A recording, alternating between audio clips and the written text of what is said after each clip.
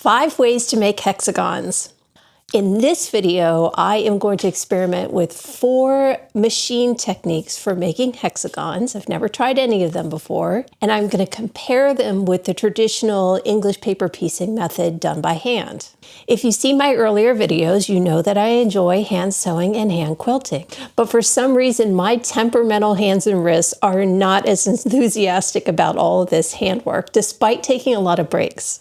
However, I want to create a piece of fabric made from hexagons in order to make a fabric blind of some sort for this door right here. So in order to save my hands for the hand quilting, which I really love doing, I'm going to rate each method by how hand-friendly it was, the efficiency of the method, how long it took, and also what a pain in the neck it was.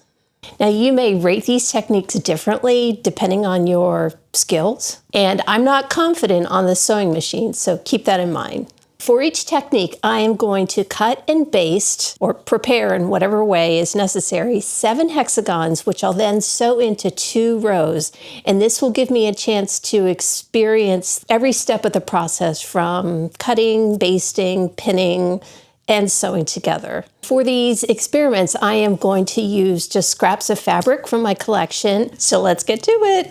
Good luck me. When I first started thinking about using the sewing machine to piece hexagons, I had no idea what to do. So of course I turned to Google and to YouTube, and through my research, I found there were 4 methods that looked interesting. The first one, I saw someone refer to it as dot to dot, because what you do is you get a template that has these little holes situated a 1/4 inch inside of each corner. And you put it on the back side of your fabric and you make a dot in each of the holes. You would start sewing in one dot and go to the next dot. You don't sew edge to edge like you do in other types of machine piecing. I imagine this process could be a lot faster if you are actually cutting several pieces at a time.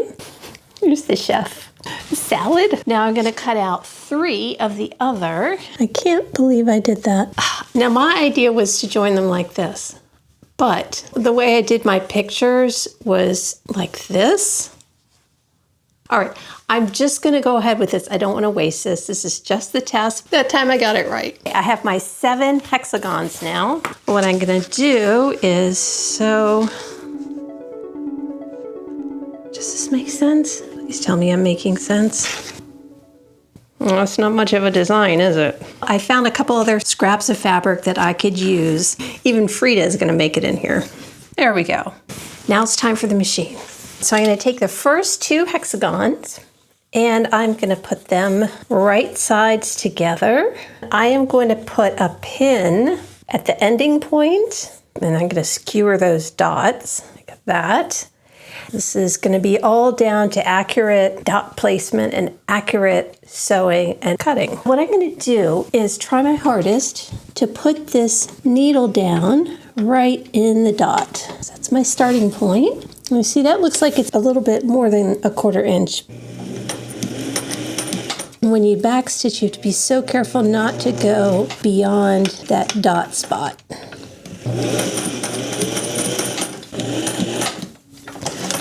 All right, so now I have my 2 rows and it's time to start setting them together. Doing this by hand, the traditional way, is so much more straightforward. But again, it's tricky on the hands. Maybe I don't need to lift my needle each time, I don't know. So this looks really good, I think.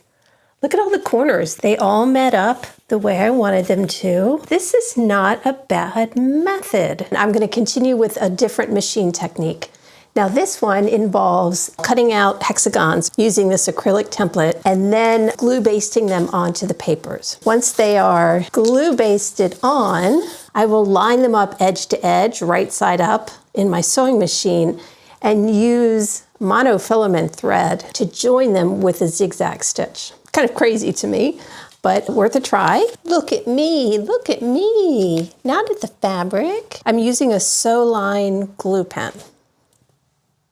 So I finished glue basting my 7 hexagons, and now I am going to take them over to the machine, thread it up with this monofilament thread, which is so thin. This is gonna be tricky, I think. And then I'm gonna try to join them together with a zigzag stitch. It took me a long time to thread my machine with that monofilament thread. It's like sewing with Barbie doll hair. And what I also did was put a piece of blue tape on the sewing table to collect my little thread cutoffs. I do not want my cat to eat these. She already had a mishap with regular thread and had a major surgery to get it out. If you ever sew with monofilament and you have cats or dogs, please be careful, or even children for that matter.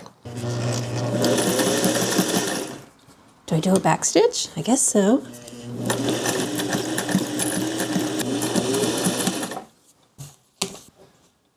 You tape these down. You can barely see the zigzag. It's kind of cool, actually. And that was fast, although if you look here, my little corners are not even. Maybe if I put a piece of that blue tape right here at the bottom. I wonder how many Barbies it takes to harvest a spool of this thread. So hopefully that'll hold it in place.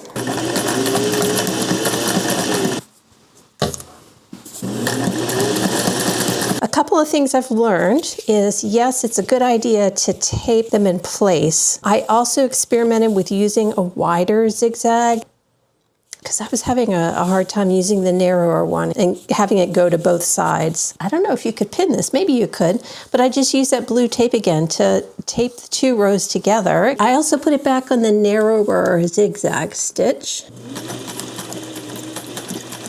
I wonder if I should backstitch just in case. I probably went way too far. Let me go backwards. There we go. There we go. That's the way to do it. All right. All righty. Let's have a close-up look at that.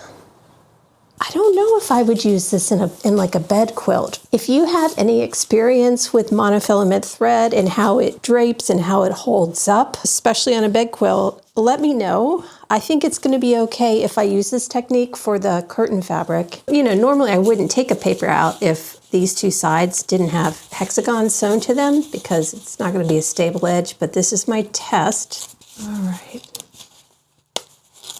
I'm just gently pulling it away, and then you can always iron this down. Really, this has not been such a bad technique. I've been taking out more of the papers, and the hexagons where I used the wider zigzag stitch, those are harder to get the papers out. The ones where I did the narrower zigzag stitch, those are the ones that just pull out really nice and easy. Okay, so this next technique is basically a machine applique technique, where I make the hexagons first, and then I will use like a top stitch to stitch it onto a backer fabric. So next up is just taking a regular paper hexagon and putting it on the back side and pinning it there. And then I am going to just eyeball cut around it.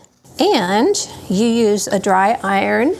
I tried this before and it did not scorch the paper, and I have it on my high setting. Now it kind of feels like I have something sticky on my iron surface. Oh, I am ironing on the rotary mat. And now I've got this little bulge here. Nice. That's what happens when you rush. Now it's working just fine. My goodness.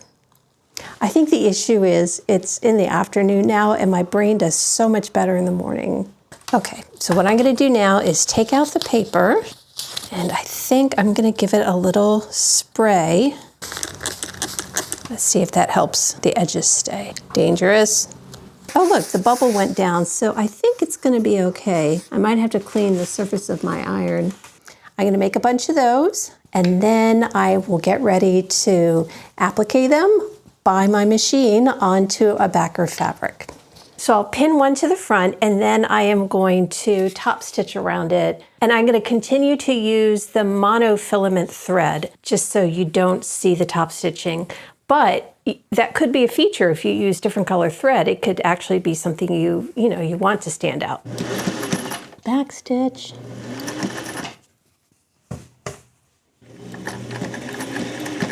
This is pretty straightforward, I have to say. I wanted to show you how it looks so far. Looks very nice, I think. You could barely see the stitching. I mean, you have to look close up. The only issue is when you kind of fold the fabric, the edges poke up. So what I'm going to try now is zigzagging them onto the fabric and also onto each other to help prevent that lifting of the edges. The zigzag is definitely way harder for me to control. So I just sewed the bottom of this on. Okay, we'll just sew right over that. This is what I'm left with. Be sure to check out the fine sewing that I did. The zigzagging stitch keeps the edges from gaping open, but maybe if you have a fun fabric underneath, that could be a cool little feature here. I could see this technique being useful when you do want a double thickness. I do want to make a Roman blind for that window. That's why I'm making this hexagon fabric, or once I start making it. And when you roll it up like this, you're going to see the back of it. If you used a contrasting stitch, it could be really fun on the other side.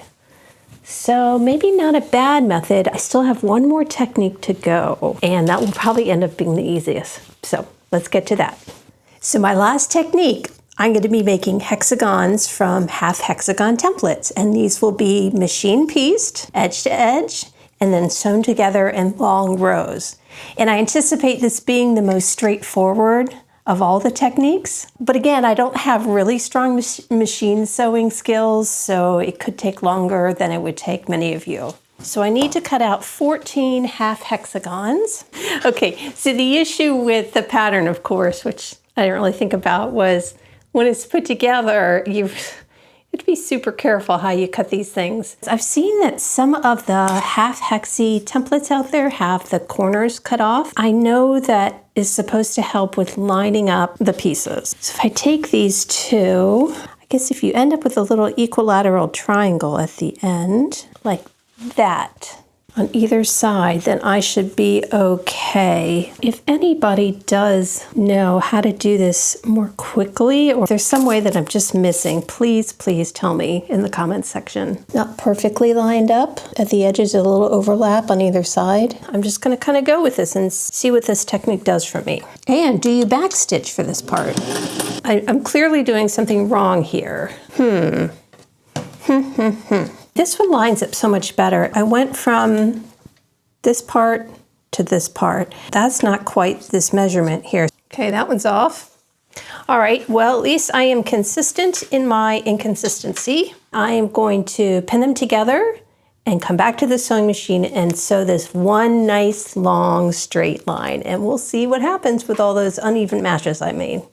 Alrighty, well, I have pressed them. There's some uneven joins here, especially around this orange one. You can see where it goes over into the black. I really think that tool with the cut-off hexagon, half-hexagon points is probably meant to make it easier to line them up correctly. So if I were to use this technique, I would probably go ahead and get one of those templates, but I still haven't decided quite yet what my final technique is going to be for my upcoming project. So I have one more to do, and that is the traditional English paper pieced method, which I've done before, but I'm going to be timing it, and then I'll do a final comparison of all the different methods. So I'm doing rotary cutting and glue basting because those are the most hand-friendly ways, whereas in the past I have cut everything with scissors and then I thread basted. No matter how much you think about it and try to prepare, there's always something that's right out of reach. Hi. So before I get started sewing these 7 hexagons together, I am going to experiment with 2 methods of sewing them together by hand. One is the traditional method that I've used where you put the right sides together and then you stitch across the top. The other one is the flat back stitch. You put a piece of tape there, like blue painter's tape, and then you turn it over this way and you sew it when it's flat like this across. I am going to time those 2 methods, and whichever one is faster and more comfortable, I suppose, that's the one I'm going to use to do these 7. My first method is the traditional way of sewing the edges together. Come up through the corner. So normally I do this with the help of a magnifying light. Keep that out of the way for now, to really be mindful of not gripping the hexagons together. I think that causes a lot of stress on the hands. 4 minutes and 45 seconds. I'm going to say that's like more like 4 minutes and 30 seconds. Okay, it's not too bad. You can kind of see the stitches there. This one, I am going to tape it on the right side. Tape it like that. This is where I'm going to do the flat back stitch. I really need that magnifying glass. I'm taking quite a bit of fabric with each stitch here. But let's see how that looks when I finish. So laying it totally flat like this, can't do that. It has to be somewhat angled. I'm going to have to put this on because I really cannot see. Okay, this method is not any easier, and I'm on purpose not going too slow. I don't want to be too fussy about this. I want to see which method I can be the least fussy with and not pay for it with stitches showing on the other side. Okay, my timer says 4:45, so this one took slightly longer, I think because I couldn't see. You see that? You cannot see the stitches. Well, I have to say, they took about the same amount of time, give or take a few seconds. The flat back, you cannot see, well, you can barely see a stitch here and there, but it's much better at hiding the stitches on the front. So I'm going to find something fun to watch, and I am going to get busy with some hand sewing. So it's finally time for the wrap up. I'm going to go from the method that took the most time to the method that took the least time. I think it's pretty obvious what took the most time though. So we're starting with the traditional hand-pieced English paper piecing method. And of course, the main benefit is it's so accurate. The total preparation time to cut out and glue baste 7 hexagons was 12 minutes. The total sewing time for that was 1 hour and 26 minutes. Total time, 1 hour and 38 minutes. Hand friendliness, the sewing part, not at all friendly. The glue base and rotary cutting, very friendly. And then the pain in the neck factor, the prep in the sewing is very, very straightforward. A final note about the traditional method, using it for hexagons that are this big is just too much for me. In the future, when I do another paper piece project with smaller hexagons, I will do it with the traditional paper piece method. I think using the machine for the smaller hexagons is really tricky. Let's go on to the method that came in 4th in terms of overall time, the top stitch applique method. I think this turned out really nicely. I use the monofilament thread, but of course, if you want to make it a feature, you can use different color threads. And you can also make the backer fabric a feature as well, especially since it might peek through like that when you bend the fabric. So this is a method where I had the paper on the back of the fabric, and then I used the dry iron to press over the edges onto the paper. This process took a total of 26 minutes to make 7 hexagon applique pieces. I started out by using a top stitch with a monofilament just inside the folded edge of the fabric, and this process took a total of 23 minutes to pin and stitch down. Now total time, 49 minutes. Not too bad. Hand friendliness, this was very, very hand friendly. Efficiency, well, the dry pressing the edges over the papers was a little bit time consuming. And then in terms of pain in the neck, sewing them on was not a problem at all. Except for just stupid errors. Can you guess what was next? Da, da, da, da. It's the half-hexie technique.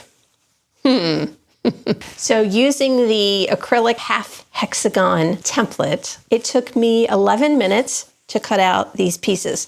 Now, actually, that's to cut out just for 2 rows. I ended up going back and making another row because I wanted to see more of the hexagon look to really rate it for myself. And then total sewing time, about 25.5 minutes to sew 2 individual rows and then to sew those 2 rows together. So total time for cutting out and then sewing everything together was 41.5 minutes. And that's a rookie like me doing that. Your mileage may vary. Hand friendliness, super hand friendly. Efficiency, fairly efficient because you get to sew that long row together that takes no time at all. And then in terms of pain in the neck, lining them up drove me crazy. And again, I'll try to use that other type of template in the future or just get some more practice with this method. I am not completely thrilled with the lines going through the middle of my hexagons. Maybe that's because these are prints and I didn't do a good job of joining them together correctly. However, I think that that could actually be a feature. If I wanted to do a gradient hexagon quilt, I could really play around with these half hexagons. So I'm not throwing this technique out. I definitely see a place for this technique and I will try it again in the future, but not for my upcoming project. All right, what's next? What comes second from the top? The sewing dot-to-dot piecing. This one was really accurate. I think it turned out so nicely. Marking the dots and cutting out around the templates took about 8 minutes. Sewing them together took a total of 33 minutes, and total time from start to finish was 41 minutes. Not bad. This would actually be a really nice technique to use with bigger hexagon pieces. I think actually all the machine techniques would be really suitable for bigger hexagons. Hand friendliness, of course, very friendly. Efficiency, pretty efficient. And then pain in the neck factor, very little for the preparation and just a little bit for the sewing. I would probably use this technique if I were making like a bed quilt or throw or something that you're going to be using on a regular basis. It just seems very sturdy. Then finally, process of elimination. The quickest method of all was this crazy zigzag stitch where you just put the two papers together under your machine and then you zigzag them. And I used the monofilament to do this. Total cutout time and glue basting took about 11 minutes for 7 hexagons. The next time I do this, instead of using the acrylic template, I am going to just pin the paper in the center to the fabric and then eyeball cut a seam allowance around it. I used the acrylic template. I don't know why I did that.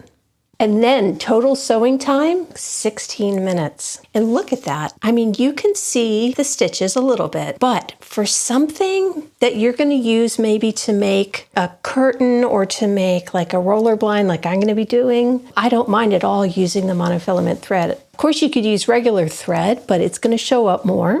And that could be a feature. But if I were to make a hexagon bed quilt, I would not use this technique. There's just something a little, I don't know, I want to say artificial, but it's not, that's not quite the word, but there's just something not quite right about using this on a bed quilt or a throw. Just my opinion. So total time, 27 minutes. That is really fast. Of course, hand friendliness, extremely friendly. Efficiency, very, very efficient. And then the pain in the neck, it was not at all a pain in the neck. Well, I say the only thing that was pain in the neck was the monofilament thread. That is very tricky. So for my next project, which is the roll-up blind for this door back here, I am going to be using either the applique method with an interesting backer fabric, or I'm going to use the zigzag method. I'm going to give it a little bit more thought over the next few days, and then I am going to get going on that project. I can't wait. I've learned so much doing this video, and I hope that this review of techniques has been helpful for you. And please, if you have any advice for me regarding any of these techniques, leave me a message in the comments section. I would really, really appreciate it. Thank you so much for watching, and I will see you next time. Bye.